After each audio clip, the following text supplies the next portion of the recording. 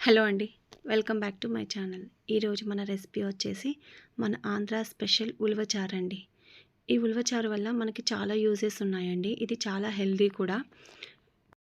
ఈ ఉలువల్లో కాల్షియం ఎక్కువగా ఉంటుందండి. కీళ్ళ నొప్పులు ఇలాంటి ఎముక సంబంధిత వ్యాధులను కూడా పోగొట్టుకోవచ్చు.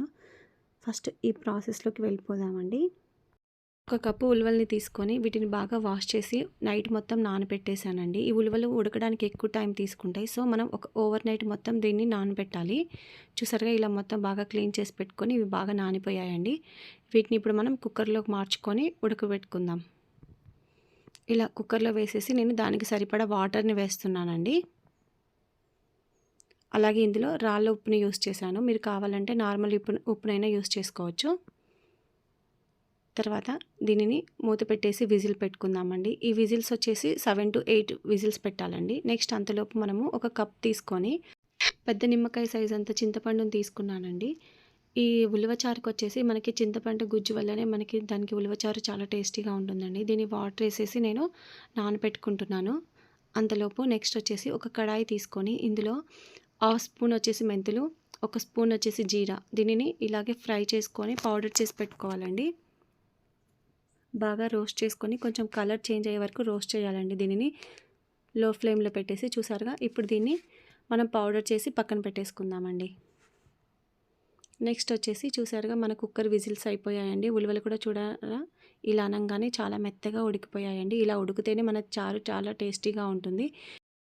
ఇప్పుడు దీనిని మనము ఈ వాటర్ని ఉలువల్ని వేడి చేసుకుందామండి. ఇలా వడకట్టేసుకుందాం. ఈ ఉలువలు వచ్చేసి మనము వీటిని గుగ్గుల్లా కూడా యూస్ చేయవచ్చండి. ఇందులో 2 స్పూన్ల ఉలువల్ని మాత్రమే నేను మిక్సీ పడతాను. మిగతాది మాత్రం మీరు అలాగే తినేయచ్చు, లేకపోతే గుగ్గుల్లాగా యూస్ చేయొచ్చు, లేకపోతే వీటిని పశువులకి దానంగా కూడా పెట్టొచ్చండి. ఇలా ఒక గంట తీసుకొని చాలా గట్టిగా అనకూడదండి, చాలా నార్మల్గా మనం ఇలా ప్రెస్ చేయాలి. అప్పుడు ఇందులో ఉన్న వాటర్ అంతా దిగిపోతుంది. చూసారుగా మన ఉలువ కట్టు అనేది రెడీ అయిపోయిందండి. మనం ఉలువల్లో ఉడకబెట్టి వచ్చే వాటర్ని మనం కట్టు అంటాము. అది ఏ పప్పులకైనా సరే. ఈ ఉలువ కట్టుని పక్కన పెట్టేసుకుందామండి. నెక్స్ట్ మిక్సీ బౌల్ తీసుకొని ఇందులో నేను ఒక 2 స్పూన్ల ఉలువల్ని వేసేస్తున్నాను. అదే మనం ఉడికించి పెట్టుకున్నాం కదండి, దాన్ని కొంచెం వాటర్ వేసి దీన్ని పేస్ట్గా రెడీ చేసి పక్కన పెట్టుకుందాం. నెక్స్ట్ ఒక కడాయి పెట్టుకొని ఇందులో ఆయిల్ వేసుకున్నానండి. ఇందులో పోపు ఐటమ్స్ జీలకర్ర, ఆవాలు, శనగపప్పు, మినపప్పు ఇలా వేసుకున్న తర్వాత కొంచెం కరివేపాకు, అలాగే కొన్ని ఎండుమిర్చి, తర్వాత కొన్ని వెల్లుల్లి రెబ్బలు వేస్తున్నానండి. నెక్స్ట్ వచ్చేసి ఒక పెద్ద ఆనియన్ని నేను పొడుగా కట్ చేసి పెట్టుకున్నాను, అది కూడా యాడ్ చేస్తున్నాను. వీటన్నిటిని ఇలా కొంచెం కొద్దిసేపు రోస్ట్ చేద్దామండి. నెక్స్ట్ వచ్చేసి చింతపండుని నేను ఇలా గుజ్జుగా తీసేసుకొని ఇందు వేసేస్తున్నానండి.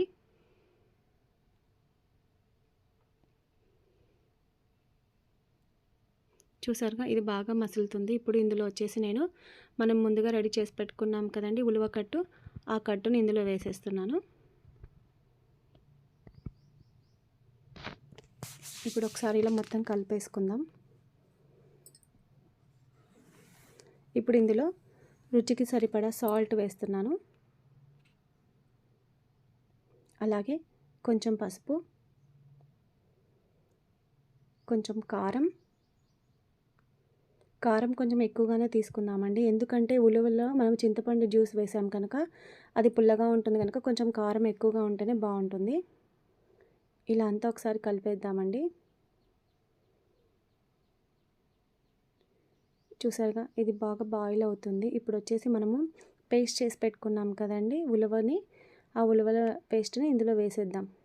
ఇది వేయడం వల్ల కొంచెం మన ఉలువచారు అనేది చిక్కదనం వస్తుందండి, అందుకోసం వేశాను. ఇలా అంతా ఒకసారి బాగా కలిపేసుకొని దీనిని బాగా ఉడకపెట్టాలండి. చాలా టైం పడుతుంది ఉలవచారుని, చాలా బాగా ఉడికిపోవాలి ఇది. చూసారా ఇలా బాగా బాయిల్ అవుతుంది. ఇందులో నేను కొంచెం బెల్లం పొడి వేసుకున్నానండి. వేసేసి ఇలా మొత్తం ఒకసారి కలిపేద్దాం. ఇది ఎంత బాగా ఉడికితే అంత టేస్టీగా ఉంటుందండి. మన పాతకాలం నుంచి ఉలువల్ని వాడుతున్నారు, కానీ ఇప్పుడు రీసెంట్గా మళ్ళీ యూజ్ చేస్తున్నారు. ఆ పాతకాలం పద్ధతిలో చాలా వేరుగా వండుతారండి. మనం ఇప్పుడు అంత ప్రాసెస్ మనం చేయలేం కనుక ఇలా సింపుల్గా మనం ఇంట్లో తయారు చేసుకోవచ్చు. ఈ ఉలువల్ని తీసుకోవడం వల్ల మనకి దీంట్లో ఎక్కువగా యాంటీ ఆక్సిడెంట్లు ఉంటాయండి. ఫ్రీ రాడికల్స్ వల్ల కణాలకు కలిగే నష్టాలని నివారించడంలో కూడా సహాయపడతాయి. ముఖ్యంగా కిడ్నీలో రాళ్ళు లాంటి సమస్యలను తగ్గిస్తాయండి. ఈ ఉలువల్ని నైట్ అంతా నానబెట్టి మార్నింగ్ లేచి ఆ వాటర్‌ని తీసుకోవడం వల్ల కిడ్నీలో రాళ్ళకి యూజ్ అవుతుంది.